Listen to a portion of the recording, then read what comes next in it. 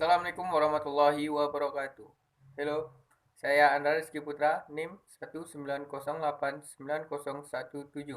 Saya mahasiswa Universitas Negeri Padang, Fakultas Ilmu Keolahragaan, jurusan Kesehatan dan Rekreasi, program studi Ilmu Keolahragaan. Tugas akhir mata kuliah Anatomi Terapan, dosen pengampu Bapak Dr. Pudia M. Indika MKes AIFO dan Bapak Donald Syafrianto SSTFT MFIS. Dalam video ini saya akan menjelaskan beberapa materi tentang struktur anatomi, susunan saraf pusat dan saraf tepi, perubahan endokrin pada olahraga, perubahan genitalia maskulinae pada olahraga, perubahan genitalia femininae pada olahraga, struktur anatomi darah, eritrosit, leukosit, trombosit, dan darah pada olahraga, panca indera, mata dan telinga akibat olahraga.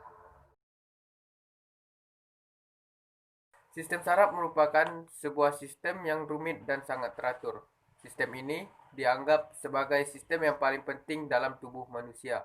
Sistem saraf terdiri atas otak, sumsum tulang belakang, dan serabut saraf yang menghantarkan impuls dari otak dan sumsum tulang belakang ke seluruh bagian tubuh, serta serabut saraf yang menghantarkan impuls dari seluruh tubuh ke otak dan sumsum tulang belakang. Susunan saraf pusat 1. Hemisferium cerebri merupakan saraf terbesar yang terdiri dari 3 lapis pembungkus berlanjut hingga medula spinalis, yaitu dura mater, arachnoidea, dan pia mater. Di antara arachnoidea dan pia mater, terdapat ruangan yang berisi liquor cerebrospinalis dihasilkan oleh plexus choroideus. Permukaan hemisfer cerebri ditandai oleh gyrus dan sulcus. Sekitar 4/5 dari total korteks tidak terlihat pada permukaan, tersembunyi di dalam sulcus. Bentuk dan jumlah gyrus pada setiap orang bervariasi. Penamaan bagian-bagian hemisfer cerebri sesuai dengan os cranium. Sulcus longitudinalis cerebri memisahkan hemisfer dextra dan sinistra. Sulcus lateralis cerebri memisahkan antara lobus temporalis dan lobus frontoparietalis. Sulcus centralis memisahkan antara lobus parietalis dan lobus frontalis. Hemisfer cerebri terbagi menjadi 4 lobus. 1. Lobus frontalis berada di depan sulcus centralis, terdiri dari gyrus presentralis, tempat terdapat banyak sel saraf yang merangsang gerakan motorik, dan korteks premotorik. 2. Lobus parietalis berada di antara sulcus centralis dan parieto-occipitalis, terdiri dari gyrus postcentralis dan sejumlah gyrus yang berada di belakang gyrus postcentralis. 3. Lobus occipitalis berada di belakang sulcus parieto-occipitalis. 4. Lobus temporalis berada di bawah sulcus lateralis.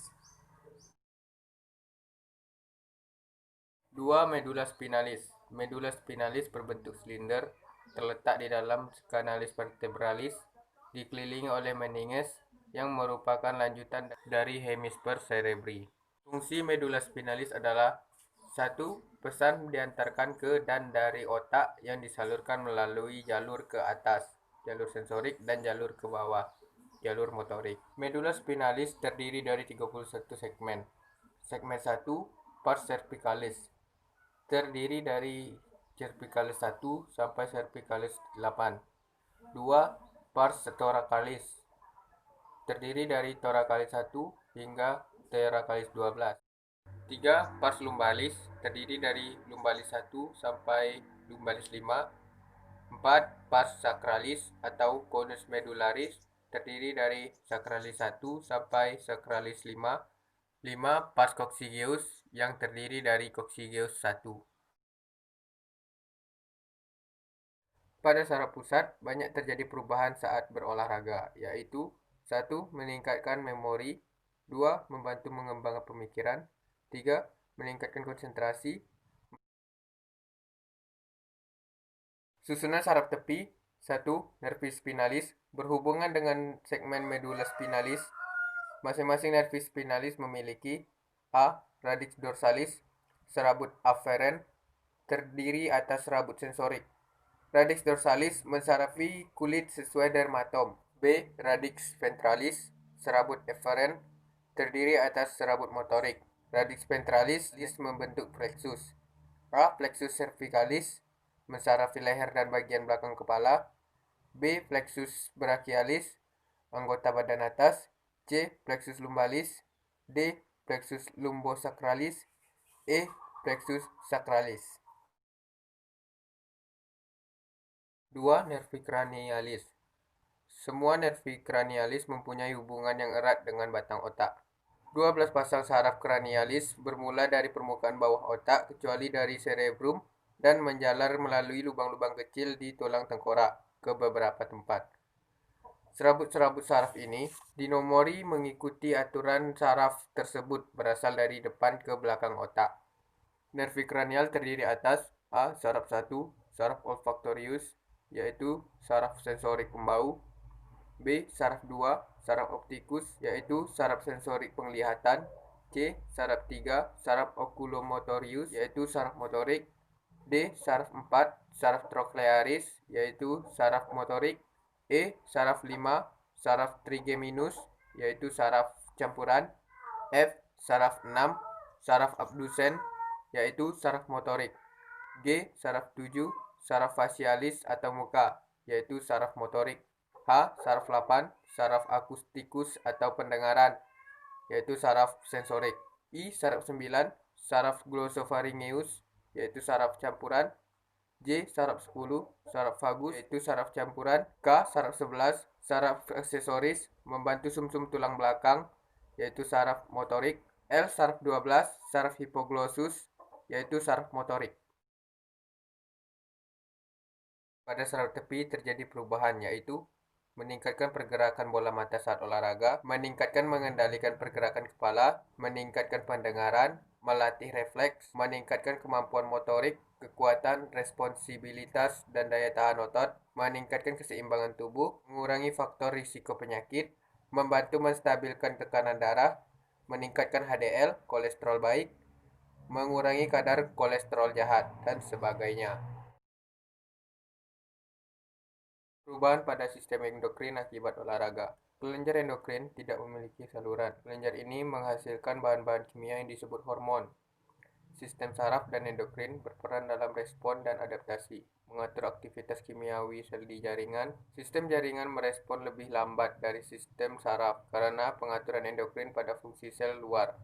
Perubahan fungsi endokrin inilah yang bertanggung jawab terhadap pelatihan olahraga. Mekanisme aksi endokrin biasanya berbentuk 3 macam, yaitu A. Perubahan kecepatan sintesis enzim protein. B. Perubahan kecepatan sintesis molekul.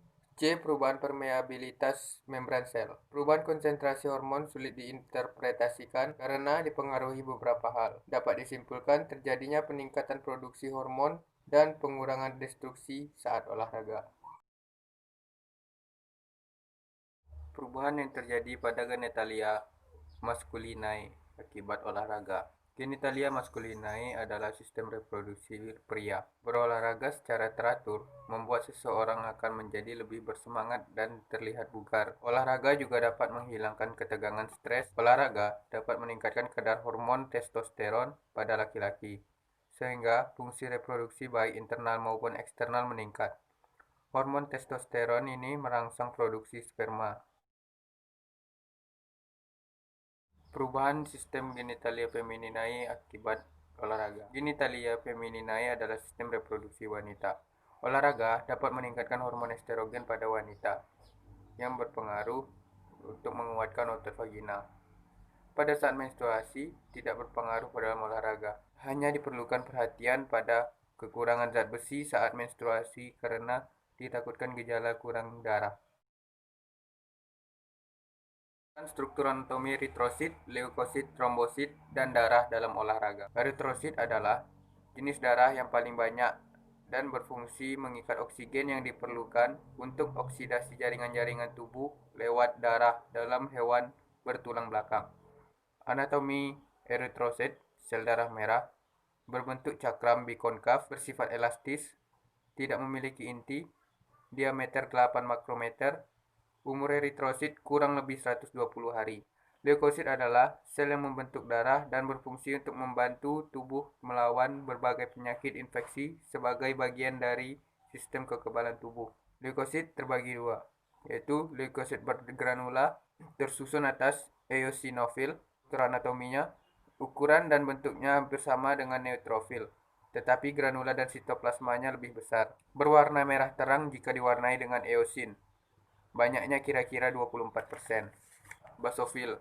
Sel ini lebih kecil dari eosinofil, mempunyai inti yang bentuknya teratur. Di dalam protoplasmanya terdapat granula-granula besar berwarna biru. 3. Neutrofil. Inti sel yang kadang-kadang seperti terpisah-pisah, protoplasmanya banyak bintik-bintik halus atau glandula. Granula berisi enzim hidrolisis berwarna ungu pucat. 2. Leukosit tidak memiliki granula. Tersusun dari limfosit, bentuknya ada yang besar dan kecil. Di dalam sitoplasmanya tidak terdapat glandula dan intinya besar, banyaknya kira-kira 20% sampai 15%. Monosit berukuran paling besar di antara sel darah putih lainnya. Protoplasmanya lebar, warna biru abu-abu, mempunyai bintik-bintik sedikit kemerahan. Inti selnya bulat dan panjang. 3. Trombosit. Trombosit adalah sel darah yang penting dalam pembekuan darah normal. Struktur anatominya adalah memiliki bentuk tidak teratur, tidak memiliki inti sel, berukuran sangat kecil, diameter 2 sampai 4 makrometer. 4. Darah dalam olahraga. Olahraga membantu otak mendapatkan lebih banyak darah akibat meningkatnya aliran darah dalam tubuh. Pernapasan yang menjaga oksigenasi tetap tinggi. Peningkatan aliran darah dipengaruhi oleh kecepatan denyut jantung yang meningkat. Kegiatan olahraga membutuhkan pengordinasian antara masing-masing indera agar olahraga yang dilakukan dapat berjalan dengan baik. Dalam sesi ini, kita akan membahas tentang panca indera mata dan telinga. Perubahan pada mata akibat olahraga. Aktivitas fisik dapat meningkatkan kemampuan korteks visual untuk menguatkan penglihatan. Olahraga dapat menyebabkan penurunan konsentrasi inhibility neurotransmitter di otak, yang berarti saat konsentrasi neurotransmitter turun, maka kemampuan visual akan meningkat. Olahraga berperan penting dalam perawatan mata seperti mata malas. Penelitian Miami University menemukan bahwa orang dengan kebugaran kardiovaskular tinggi memiliki sensitivitas pendengaran yang baik dan akan menunda presbikusis. Penelitian University of Florida menyebut bahwa olahraga dapat melancarkan aliran darah dan menyediakan suplai oksigen dan nutrisi yang diperlukan untuk kesehatan telinga, terutama koklea. Sekian video ini saya buat untuk menyelesaikan tugas akhir anatomi terapan. Jika salah dan hilap, saya mohon maaf. Kritik dan saran membangun saya nantikan. Selalu stay mengikuti protokol kesehatan dengan baik dan benar agar terhindar dari virus. Sesuai yang Ibu Aswiliarti Adlis katakan, yang merupakan seorang Ketua Ikatan Bidan Indonesia cabang Pesisir Selatan, Sumatera Barat, yang merupakan pasien COVID-19 nomor 1 di Sumatera Barat, itu mengatakan ketakutan atau kecemasan akan memperburuk keadaan kita. Ini adalah virus yang harus dilawan dengan meningkatkan daya tahan tubuh. Jadi, setidaknya luangkan waktu 30 menit untuk olahraga agar sistem kekebalan tubuh kita terus meningkat dan terhindar dari wabah virus COVID-19. Terus ikuti anjuran pemerintah dan sampai jumpa.